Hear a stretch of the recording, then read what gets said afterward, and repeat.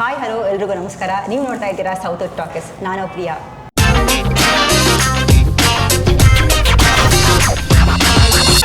ವೀಕ್ಷಕರೇ, ಕರಿಕಾಳ ಸಿನಿಮಾದಲ್ಲಿ ಖಡಕ್ ವಿಲನ್ ಆಗಿ ಕಾಣಿಸ್ಕೊಳ್ತಾ ಇದ್ದಾರೆ ನಿಮ್ಮೆಲ್ಲರ ನೆಚ್ಚಿನ ನಾಯಕ ನಟರಾದಂಥ ಯಶ್ ಶೆಟ್ಟಿ ಅವರು.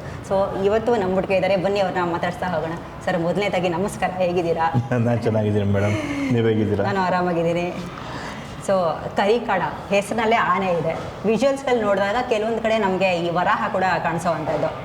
ಒಟ್ಟಾರೆ ಕರಿಕಾಳ ಸಿನಿಮಾ ಏನು ಹೇಳೋಕ್ಕೆ ಹೊರಟಿದೆ ಅನ್ನೋದು? ಕರಿಕಾಡ ಅಂದರೆ ನಿಮ್ಗೆ ಅದು ನೀವು ಟೀಸರ್ ಆಗಿರ್ಬೋದು, ಟ್ರೈಲರ್ ಆಗಿರ್ಬೋದು, ಏನು ನೋಡಿದ್ರು ನಿಮಗೆ ಒಂದು ಹಳ್ಳಿ ಮತ್ತೊಂದು ಕಾಡು ಕಾಣಿಸ್ತಾ ಇದೆ. ಈಗ ವರಹ ಆಗಿರ್ಬೋದು, ಆನೆ ಆಗಿರ್ಬೋದು, ಏನೇ ಇದ್ರೂ ಕೂಡ ಕಾಡಲ್ಲಿರುವಂಥದ್ದು. ಕಾಡಿಗೆ ಮನುಷ್ಯ ತುಂಬ ನಂಟಿದೆ ಮೊದಲಿಂದ ಕೂಡ. ನಾವು ಕೂಡ ಮಂಗನಿಂದ ಮಾನವ ಆದವರು ನಾವು ಕೂಡ, ಸರಿನಾ? ಕಾಡು ಮತ್ತು ಮನುಷ್ಯನಿಗೆ ಒಂದು ಒಳ್ಳೆ ನಂಟಿದೆ. ಅದನ್ನು ಒಳ್ಳೆತನಕ್ಕೆ ಯೂಸ್ ಮಾಡಿದಾಗ ತುಂಬ ಚೆನ್ನಾಗಿರುತ್ತೆ. ಅದೇ ನಾವು ರಾಂಗ್ ವೇಯಲ್ಲಿ ತೊಗೊಂಡಾಗ ತುಂಬಾ ಕಷ್ಟ ಇರುತ್ತೆ. ಸೊ ಈ ಎರಡನ್ನು ಮಿಕ್ಸ್ಚರ್ ಮಾಡಿಬಿಟ್ಟು ನಮ್ಮ ಡೈರೆಕ್ಟರ್ ಒಂದು ಹೊಸ ಕಾನ್ಸೆಪ್ಟ್ ತೊಗೊಂಡ್ಬಂದಿದ್ದಾರೆ. ಯಾಕಂದರೆ ನಾವೆಲ್ಲ ಆ್ಯಕ್ಟಿಂಗ್ ಮಾಡಬೇಕಾದ್ರೆ ತುಂಬ ಪ್ರತಿಯೊಂದು ಸೀನ್ ಕೂಡ ತುಂಬ ಇಷ್ಟ ಆಗ್ತಿತ್ತು ನಮಗೆ, ತುಂಬ ಎನರ್ಜೆಟಿಕ್ ಆಗಿತ್ತು. ನಾನು ಮಾಡಿದಂಥ ಎಲ್ಲ ಸೀನ್ ಕೂಡ ನಾನು ಯಾವಾಗಲೂ ಕೂಡ ಅವ್ರಿಗೆ ಹೇಳ್ತಿದ್ದೆ, ಲೈನ್ಸಲ್ಲಿ ಎಡಿಟ್ ಮಾಡ್ತಿದ್ದೆ ನಮ್ಮ ಡೈರೆಕ್ಟ್ರು. ಇಲ್ಲಿ ಗ್ಯಾಪ್ ತೊಗೋಬಾರ್ದು, ವೇಸ್ಟ್ ಆಗುತ್ತೆ, ನನಗೆ ಎಡಿಟಿಂಗಲ್ಲಿ ವೇಸ್ಟ್ ಆಗಿಬಿಡುತ್ತೆ ನೀವು ಇಲ್ಲಿಗೆ ಜಾಸ್ತಿ ಗ್ಯಾಪ್ ತೊಗೊಂಡ್ರೆ, ಸೊ ಇದು ಫಾಸ್ಟಾಗಿ ಮಾಡಿ ಅಂತ ಹೇಳ್ಬಿಟ್ಟು ಆ್ಯಕ್ಟಿಂಗ್ ಮಾಡಬೇಕಾದ್ರೆ ಒಂದು ಒಳ್ಳೆ ಎನರ್ಜಿಯಲ್ಲಿ ನಾವು ಮಾಡಿದ್ದೀವಿ. ಮಾಡಬೇಕಾದ್ರೆ ತುಂಬ ಖುಷಿ ಇತ್ತು, ಒಂದು ಒಳ್ಳೆ ಪಾಸಿಟಿವ್ ವೈಬ್ ಇತ್ತು. ಇವತ್ತೆಲ್ಲ ಪ್ರಮೋಷನ್ಸ್ ಎಲ್ಲ ಮಾಡ್ಕೊಂಡು ಬರ್ತಿರ್ಬೇಕಾದ್ರೆ ಒಂದು ಒಳ್ಳೆ ಸ್ಟ್ರಾಂಗ್ ಆದಂಥ ಒಂದು ಪಾಸಿಟಿವ್ ವೈಬ್ಸ್ ಇದೆ ನಮಗೆಲ್ಲ. ಓಕೆ, ಇನ್ನೂ ಕೆಲವೊಂದು ಕಡೆ ನಾವು ನೋಡಿದಾಗ ಒಂದಷ್ಟು ವಿಜುವಲ್ಸ್ ಎಲ್ಲೋ ಒಂದು ಕಡೆ ರಾ ಹಾಗೇನೆ ಅರ್ತಿ ಫೀಲ್ ನಮಗೆ ಬರುತ್ತೆ. ಸೊ ಯಾವ ಲೋಕವನ್ನು ನಮ್ಮ ಮುಂದೆ ತೆರೆದಿಡ್ತಾ ಇದ್ದೀರಾ? ಈಗ ನೀವು ಈಗ ನೋಡಿರ್ತೀರ, ನೀವು ಯಾವ ಹುಡುಗರು ಮೂವಿ ನೋಡಿರ್ತೀರ ನೀವು, ಅದೊಂದು ತುಂಬ ಏನು ನಿಮಗೊಂದು ಹಳ್ಳಿ ಹುಡುಗರ ಮನಸ್ಥಿತಿನ ನಿಮ್ಗೆ ಇದು ಮಾಡುತ್ತೆ. ಹಾಗೆ ನೀವು ಲಾಸ್ಟ್ ಗಂಧದ ಗುಡಿ ಎಲ್ಲ ನೋಡಿರ್ತೀರ, ಕಾಡು ಮತ್ತು ಮನುಷ್ಯನ ಜೊತೆಗಿರುವಂಥ ನಂಟು, ಮಾಸ್ತಿ ಗುಡಿ ಅಂತ ಮೂವಿ ಎಲ್ಲ ನೋಡಿರ್ತೀರ. ಸೊ ಅದರಲ್ಲಿ ಏನಿದೆ, ಒಂದು ಕಾಡು, ಒಂದು ಊರಿನ ಹುಡುಗ ಆಗಿರ್ಬೋದು, ಊರಾಗಿರ್ಬೋದು, ಊರಿನ ಜನರಾಗಿರ್ಬೋದು, ಇವ್ರದೊಂದು ನಂಟಿನ ಬಗ್ಗೆ ಒಂದು ಒಳ್ಳೆ ಏನು ಚಿತ್ರಣ ಅಲ್ಲಿ ಇದೆ. ಅದೇ ಥರ ನಮ್ಮ ಕರಿಕಾಡ ಕೂಡ ಇವತ್ತು ನೋಡಿ ಎಷ್ಟು ಏನು ತುಂಬ ಸ್ಟ್ರಾಂಗ್ ಆಗಿ ನಿಂತಿದ್ದಾರೆ, ಏನೋ ಒಂದು ಕಾಪಾಡೋಕ್ಕೆ.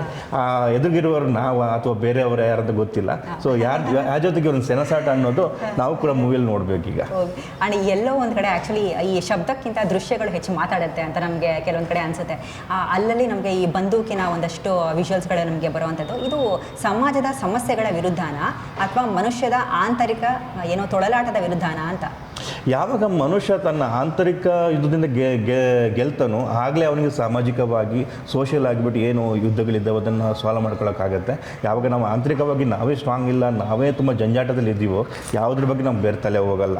ಯಾಕೆಂದ್ರೆ ನಾವು ವೀಕ್ ಆಗ್ತಾ ಹೋಗ್ತಾ ಇರ್ತೀವಿ. ಸೊ ನನಗನ್ಸುತ್ತೆ ಇವನು ಆಂತರಿಕವಾಗಿ ತುಂಬ ಸ್ಟ್ರಾಂಗ್ ಇದ್ದಾನೆ ನಮ್ಮ ಹೀರೋ.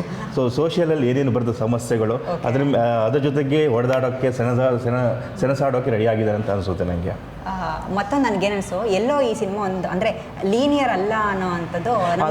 ಲೀನಿಯರ್ ಎಲ್ಲ ನಮ್ಮ ಹೀರೋ ಕೂಡ ನಿಮಗೆ ಕೆಲವೊಂದು ಗೆಟಪಲ್ಲಿ ಕಾಣಿಸ್ಕೋತಾರೆ. ಇವತ್ತು ನಾನು ಕೂಡ ಇದರಲ್ಲಿ ಕೆಲವೊಂದು ಗೆಟಪಲ್ಲಿ ಕಾಣಿಸ್ಕೋತೀನಿ. ಅದಲ್ಲದೆ ಇದರಲ್ಲಿ ತುಂಬ ಅದ್ಭುತವಾದ ಆ್ಯಕ್ಟರ್ಸ್ಗಳಿದ್ದಾರೆ. ವಿಜಯ್ ಚಂದ್ರ ಸರ್ ಆಗಿರ್ಬೋದು, ಈಗ ರಾಕೇಶ್ ಪೂಜೆ ನಮ್ಮ ಜೊತೆಗಿಲ್ಲ, ಅವರು ಕೂಡ ಇದರಲ್ಲಿ ಪಾರ್ಟ್ ಆಗಿದ್ದಾರೆ. ನಮ್ಮ ಹೀರೋ ಇದು ಅವರ ಮೊದಲ ಮೂವಿ ಆದ್ರೂ ಅಂದರೆ ಮಾಡಿದ್ದಾರೆ, ಇದೊಂದು ಪ್ರಾಮಿನೆಂಟ್ ಆಗಿ ಮಾಡುವಂಥ ಆದ್ರೂ ತುಂಬ ಡೆಡಿಕೇಟೆಡ್ ಆಗಿರುವಂಥ ಆ್ಯಕ್ಟರ್ ಇವರು. ಸೊ ITO ಅಲ್ಲಿ ವರ್ಕ್ ಮಾಡ್ತಾ ಯಾವಾಗ ಫ್ರೀ ಸಿಗುತ್ತೆ ಅವಾಗ ಎಲ್ಲರನ್ನ ಒಟ್ಟುಗೂಡಿಸಿ ಸಂಡೇ ಡಬಲ್ ಕಾಲ್ ಶೀಟ್ ಆದ್ರೂ ಸಿಕ್ಕಾಪಟ್ಟೆ ಪ್ರಯತ್ನ ಹಾಕ್ಬಿಟ್ಟು ಮಾಡಿದಂಥ ಮೂವಿ. ಮತ್ತು ಎಲ್ಲೂ ಕೂಡ ಏನು ಕ್ಯಾಮ್ರಕ್ಕೆ ಏನು ಬೇಕೋ ಅದನ್ನು ಎಲ್ಲೂ ಕೂಡ ಮೋಸ ಮಾಡಿಲ್ಲ. ಈಗ ನಮ್ಮದೆಲ್ಲ ಡೇಟು 3 ದಿವಸ ಕೊಟ್ಟಿದ್ರೆ ಅದು 4-5 ದಿವಸ ಆದ್ರೂ ತಲೆ ಕೆಡಿಸ್ಕೊಂಡಿಲ್ಲ. ಇವ್ರ ಪೇಮೆಂಟ್ ಜಾಸ್ತಿ ಇದೆ, ಇವ್ರಿಗೆ ಹಂಗೆಲ್ಲ ಏನು ಇಲ್ಲದೆ ಮಾಡಬೇಕು, ನನಗೆ ಚೆನ್ನಾಗಿ ಬರಬೇಕು. ನನಗೆ ಗೊತ್ತಿರುವ ಹಾಗೆ ಚಿಕ್ಕಮಂಗ್ಳೂರಲ್ಲಿ ಸುಮಾರು ಒಂದು 3 ಎಕರೆಯಲ್ಲಿ ಜೋಳದ ಗದ್ದೆನ ಬೆಳೆಸ್ಬಿಟ್ಟು ಅದನ್ನು ಶೂಟ್ ಮಾಡಿರುವಂಥದ್ದು ಎಲ್ಲರೂ ಇವರದ್ದೇ ಜಾಗದಲ್ಲಿ ಬೆಳೆಸ್ಬಿಟ್ಟು. ಯಾಕಂದರೆ ಆ ಒಂದು ಫಾರ್ಮ್ ಆ ಥರ ಕಾಣಿಸ್ಬೇಕಲ್ವಾ ದೊಡ್ಡದಾಗಿ. ಸೊ ಈ ಥರ ಒಂದು ಒಳ್ಳೆ ಐಡಿಯಾಲಜಿನ ಹಿಡ್ಕೊಂಡು ಬಂದಿದ್ದಾರೆ. ಸೊ ಅವ್ರಿಗೆ ಒಳ್ಳೇದಾಗಬೇಕು ಜಾಸ್ತಿಯಾಗಿ. ನೀವು ಇವಾಗಷ್ಟೇ ಹೇಳ್ತಿದ್ರೆ ಎಲ್ಲ ಅಂದರೆ ನ್ಯಾಚುರಲ್ ಆಗಿ ರಿಯಾಲಿಸಮ್ ಆಗಿ ತುಂಬ ಸ್ಟ್ರಾಂಗ್ ಆಗಿ ಕಾಣಿಸುತ್ತೆ.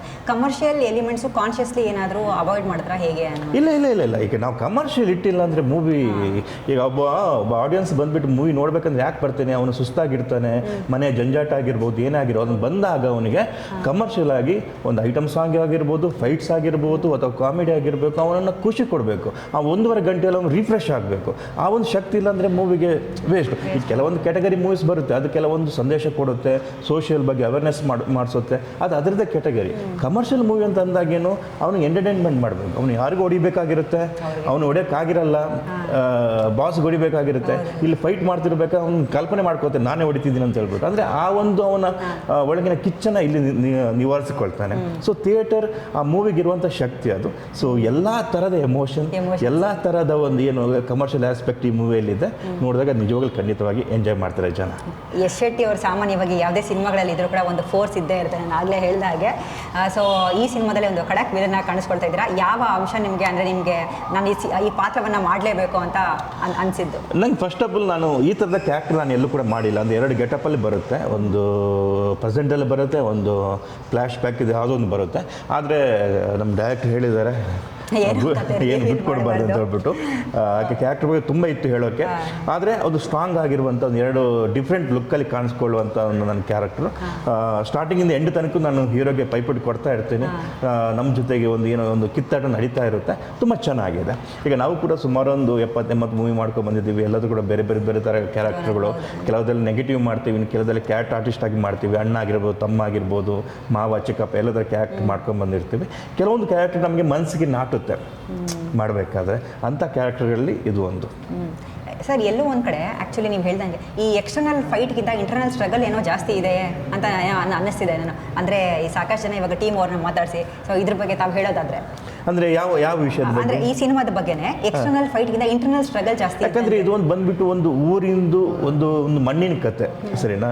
ಆ ಮಣ್ಣಿನ ಕತೆ ಆಗಿರೋದ್ರಿಂದ ಅಲ್ಲೊಂದು ಸಣ್ಣ ಆಂತರಿಕವಾಗಿ, ಯಾಕಂದರೆ ಮನೆಯವ್ರ ಜೊತೆ ಆಗಿರ್ಬೋದು, ಊರಿನ ಜನಗಳ ಜೊತೆ ಆಗಿರ್ಬೋದು, ಎಲ್ಲಿ ಯಾವಾಗ ಮನೆಯಲ್ಲಿ ಊರಿನ ಜನರಲ್ಲಿ ನಮಗೆ ಸಪೋರ್ಟ್ ಸಿಗಲ್ವೋ ನಾವು ದೊಡ್ಡದೇನೆ ಅಚೀವ್ ಮಾಡೋಕ್ಕಾಗಲ್ಲ, ಸರಿನಾ?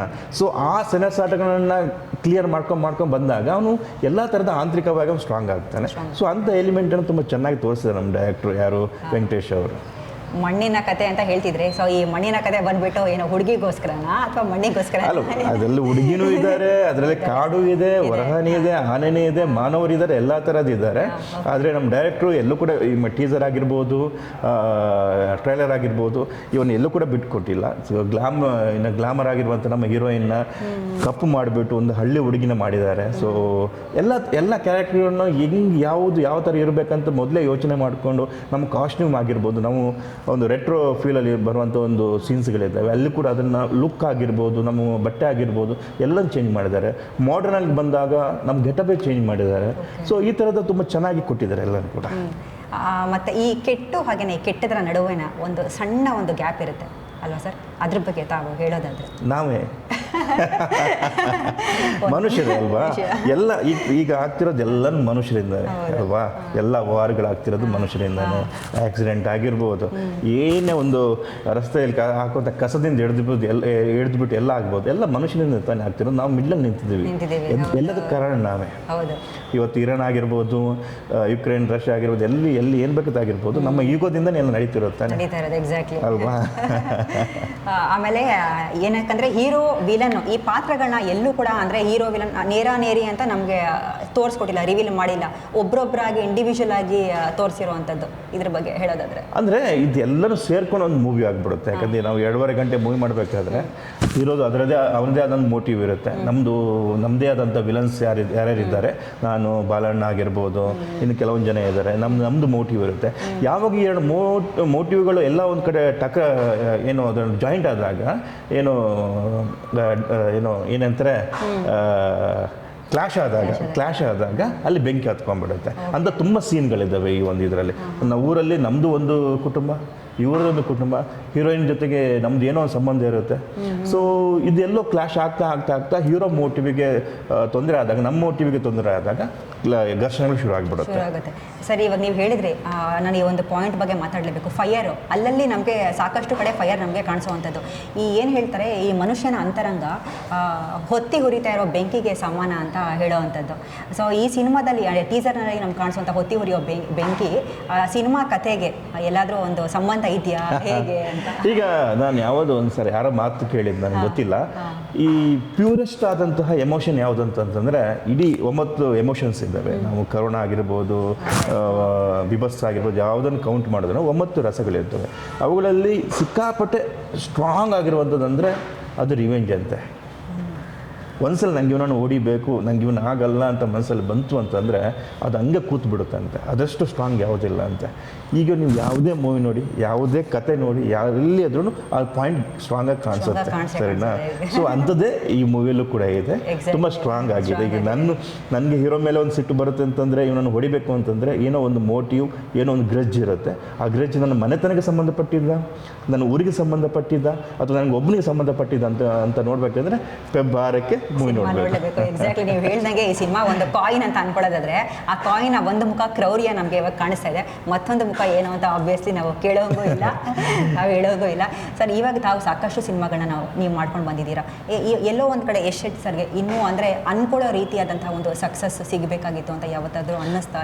ಈಗ ಅದು ಹೀಗೆ ನಾವೆಲ್ಲ ಈಗ ನೀವು ಹೆಂಗೆ ಈಗ ಬೆಳಗ್ಗೆ ಬಂದುಬಿಟ್ಟು ಈಗ ನಮ್ಮ ಇಂಟರ್ವ್ಯೂ ಮಾಡಿದ್ರಿ, ಈಗ ಮಧ್ಯಾಹ್ನ ಹೋಗ್ಬಿಟ್ಟು ಇನ್ನೊಂದು ಇಂಟರ್ವ್ಯೂ ಮಾಡ್ತೀರಾ, ಸಂಜೆ ಹೋಗ್ಬಿಟ್ಟು ಇನ್ನೊಬ್ರು ಆಗ ಇಂಟರ್ವ್ಯೂ ಮಾಡ್ತೀರಾ. ಸಕ್ಸಸ್ ಅನ್ನೋದು ನಮ್ಮ ಪ್ರಕಾರ ನಾವು ಸ್ಟಾರ್ಗಳಾಗಬೇಕಾ? ಸ್ಟಾರ್ಗಳಾದಾಗ ಏನಾಗುತ್ತೆ, ನಾವು ನಿಮ್ಮಿಂದ ಎಲ್ಲರೂ ದೂರ ಆಗಿಬಿಡ್ತೀವಿ ನಾವು, ಸರಿನಾ?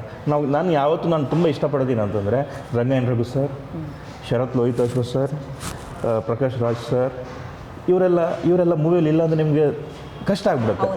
ಹೀರೋ ಕ್ಯಾರೆಕ್ಟರ್ ಮಾಡ್ಬೋದು, ಅಪ್ಪನ ಕ್ಯಾರೆಕ್ಟ್ರು, ಮಾವನ ಕ್ಯಾರೆಕ್ಟ್ರು, ಇನ್ನು ಉಳಿದ ಕ್ಯಾರೆಕ್ಟರ್ ಯಾರು ಮಾಡೋದು? ನನಗೆ ಈ ಥರ ಕ್ಯಾರೆಕ್ಟರ್ ಮಾಡೋದು ಇಷ್ಟ. ಸೊ ಇದರಲ್ಲಿ ಸಕ್ಸಸ್ ಅಂತ ಇಲ್ಲ, ಇದರಲ್ಲಿ ಕೆಲಸ ಅಂತ ಇರೋದು. ಎವ್ರಿ ಡೇ ಕೆಲಸ ಮಾಡ್ತಿರೋದು, ನನಗೆ ಎವ್ರಿ ಡೇ ಕೆಲಸ ಮಾಡ್ತಾ ಇದ್ದೀನಿ. ನಿಮಗೆ ಫೇವ್ರೆಟ್ ವಿಲನ್ ಯಾರು ಸರ್ ನಮ್ಮ ಇಂಡಸ್ಟ್ರಿನಲ್ಲಿ? ನಾನು ನಿಜ ಹೇಳ್ಬೇಕಂದ್ರೆ ನನಗೆ ರಂಗಾಯಣ ರಘು ಸರ್ ತುಂಬ ಇಷ್ಟ. ಯಾಕಂದರೆ ಅವ್ರ ಆ್ಯಕ್ಟಿಂಗ್ ಅವರು ನಾನು ಈಗಲ್ಲ ತುಂಬ ವರ್ಷಗಳಿಂದ ಹೇಳ್ಕೊಂಡು ಬರ್ತಿದ್ದೀನಿ. ಅವ್ರದ್ದೇನು ಎಲ್ಲ ಕ್ಯಾರೆಕ್ಟರ್ನ ನಾನು ರಂಗ SSLCಯಿಂದ ನೋಡಿದ್ದೀನಿ, ಮೊನ್ನೆವರೆಗೆಲ್ಲ ಮೂವಿ ನೋಡಿದ್ದೀನಿ. ಯಾವುದೇ ಕ್ಯಾರೆಕ್ಟರ್ ಕೊಟ್ಟರು ಅದನ್ನು ಅವರು ಏನು ಎಂಜಾಯ್ ಮಾಡ್ತಾರೆ, ಅದನ್ನು ಅವರು ನಂಗೆ ತುಂಬ ಇಷ್ಟ ಆಗುತ್ತೆ. ವಿಲನ್ಸ್ ಅಂತ ಬಂದಾಗ ನನಗೆ ಪ್ರಕಾಶ್ ರಾಜ್ ಅವರು ತುಂಬ ಇಷ್ಟ. ಅವ್ರ ಆ್ಯಕ್ಟಿಂಗ್, ವಿಲನನ್ನು ಅವ್ರು ತೋರಿಸ್ಕೊಳ್ಳೋದು ನನಗೆ ತುಂಬ ಇಷ್ಟ ಆಗುತ್ತೆ. ನಿಮ್ದು ಯಾವುದಾದ್ರೂ ಸಿನಿಮಾದ ಪರವಾಗಿಲ್ಲ ಸರ್, ಒಂದು ಫೇವ್ರೆಟ್ ಡೈಲಾಗ್ ನಮಗೆ ಖಡಕ್ ಆಗಿರೋ ಒಂದು ಡೈಲಾಗ್ ಹೇಳ್ಬಿಡಿ. ಈಗ ನೋಡಿ, ಇದು ಸಲಗನೆ ಅಲ್ವಾ, ಎಲ್ರಿಗೂ ನಮಗೆ ಸಕ್ಸಸ್ ಕೊಟ್ಟಂಥ ಮೂವಿ, ನಾವು ಯಾರು ಅಂತ ಇಡೀ ಕರ್ನಾಟಕಕ್ಕೆ ಪರಿಚಯ ಮಾಡಿಸಿದಂಥ movie. So Duniya Vijay sir direction ಮಾಡಿದ್ದು, ಅವರಿಗೆ ಥ್ಯಾಂಕ್ಸ್ ಹೇಳ್ತಾ ಮಾಸ್ತಿ ಅವರು ಈ ಡೈಲಾಗ್ನ ಬರೆದಿದ್ದಾರೆ, ನಮ್ಮೆಲ್ಲರ ಅಣ್ಣ ಅವರು.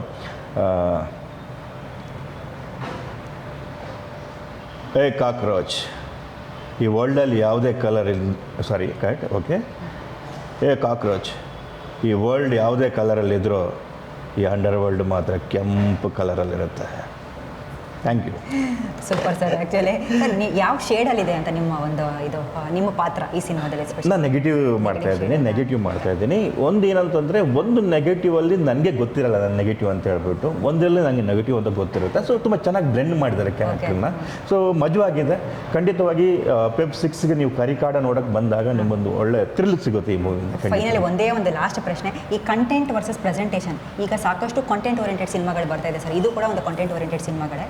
ಇವಾಗ ಎಲ್ಲೋ ಒಂದು ಕಡೆ ಸಾಕಷ್ಟು ಹಲವಾರು ಸಿನಿಮಾಗಳು ಬರ್ತಾ ಇದ್ರು ಕೂಡ ಪ್ರೆಸೆಂಟೇಷನ್ ಮೂಲಕ ಎಲ್ಲೋ ನಮ್ಮ ಫಿಲಮ್ ಮೇಕರ್ಸ್ ಫೇಲ್ ಆಗ್ತಾ ಇದ್ದಾರೆ ಅನ್ನುವಂಥ ಒಂದು ಮಾತು ಬರ್ತಾ ಇದ್ರ ಬಗ್ಗೆ ಈಗ ನೋಡಿ, ಈಗ ಒಂದು 5-6-7-8 ವರ್ಷದ ಹಿಂದೆ ಏನಾಗ್ತಿತ್ತು, ನಮಗೆ ತೆಲುಗಲ್ಲಿ ಯಾವುದಾದ್ರು ಮೂವಿ ರಿಲೀಸ್ ಆದರೆ ಇಲ್ಲಿ ನಮ್ಗೆ ಸಿಗ್ತಿರಲಿಲ್ಲ.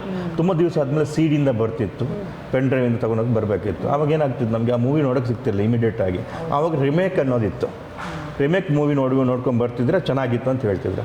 ಈಗ ಏನಾಗ್ತಿದೆ, ನಿಮಗೆ ಅಲ್ಲಿ ಮೂವಿ ರಿಲೀಸ್ ಆದರೆ ಇಲ್ಲಿ ಇಮಿಡಿಯೇಟ್ ಆಕ್ಸೆಸಬಲ್ ಆಗಿದೆ, ಈಗ ಇಮಿಡಿಯೇಟ್ ನೋಡ್ಬೋದು ನೀವು, ಸರಿನಾ? ಈಗ ನಿಮಗೆ ರಿಮೇಕ್ ಮೇಲೆ ನಿಮಗೆ ಈಗ ಇಂಟ್ರೆಸ್ಟ್ ಇಲ್ಲ. ಯಾರು ರಿಮೇಕ್ ಮಾಡಿದ್ರೆ ಆ ಮೂವಿನ ಅಂತ ಹೇಳ್ಬಿಟ್ಟು ಸುಮ್ಮನೆ ಆಗಿಬಿಡ್ತೀರ ನೀವು. ಈಗೇನಾಗಿ OTT ಬಂದ ಮೇಲೆ ವರ್ಲ್ಡಲ್ಲಿ ಏನೇನು ಮೂವೀಸ್ ಇದೆ, ಮೊದಲೊಂದು ಜಪಾನೀಸ್ ಮೂವಿ, ಕೊರಿಯನ್ ಮೂವಿ, ಯಾರು ಮೂವಿ ಬಗ್ಗೆ ಇಂಟ್ರೆಸ್ಟ್ ಇದೆ ಅವ್ರು ಮಾತ್ರ ಹುಡುಕಿ ನೋಡ್ತಿದ್ರು. ಈಗ ಹಂಗಲ್ಲ, OTT ಬಂದ ಮೇಲೆ ನಾನು ಊರಲ್ಲಿ ಕೂತ್ಕೊಂಡು ಕೂಡ ಅಲ್ಲಿ ವೈಕಿಂಗ್ಸ್ ನೋಡ್ತಿದ್ದಾರೆ, ಮನೆ ಇಷ್ಟು ನೋಡ್ತಿದ್ದಾರೆ, ಬೇಗ ಸಿಗ್ತಿದೆ ಅವರಿಗೆ. ಅವ್ರದ್ದು ಏನು ಆಡಿಯನ್ಸ್ ಮೆಚುರಿಟಿ ಲೆವೆಲ್ ಜಾಸ್ತಿ ಆಗ್ತಿದೆ, ಮೂವಿ ನೋಡುವಂಥ ಏನು ಅವ್ರದ್ದು ಒಂದು ಕ್ವಾಲಿಟಿ ಏನಿದೆ ಅದು ಇನ್ನೂ ಬ್ರೈಟ್ ಆಗ್ತಾ ಇದೆ. ಸೊ ಅವನು ಆ ಥರ ಏನು ಹೇಳ್ತಾರೆ, ಅಪ್ಗ್ರೇಡ್ ಆಗಬೇಕಾದ್ರೆ ನಾವುಗಳು ಮೇಕಿಂಗಿಂದ ಹಿಡಿದುಬಿಟ್ಟು, ಸ್ಟೋರಿಯಿಂದ ಹಿಡಿದುಬಿಟ್ಟು ನಾವು ಅಪ್ಗ್ರೇಡ್ ಆಗಬೇಕಾಗತ್ತೆ. ಇಲ್ಲಾಂದ್ರೆ ಏನಾಗುತ್ತೆ, ಅವನು ನಮಗಿಂತ ಚೆನ್ನಾಗಿರೋ ಮೂವಿ ಸಿಕ್ಕಿದಾಗ ಟೀಸರ್, ಟ್ರೈಲರ್, ಪೋಸ್ಟರಲ್ಲಿ ಅವ್ನು ಡಿಸೈಡ್ ಮಾಡಿಬಿಡ್ತಾನೆ ಈ ಮೂವಿ ನೋಡಬೇಕಾ ಬೇಡ ಅಂತ ಹೇಳ್ಬಿಟ್ಟು.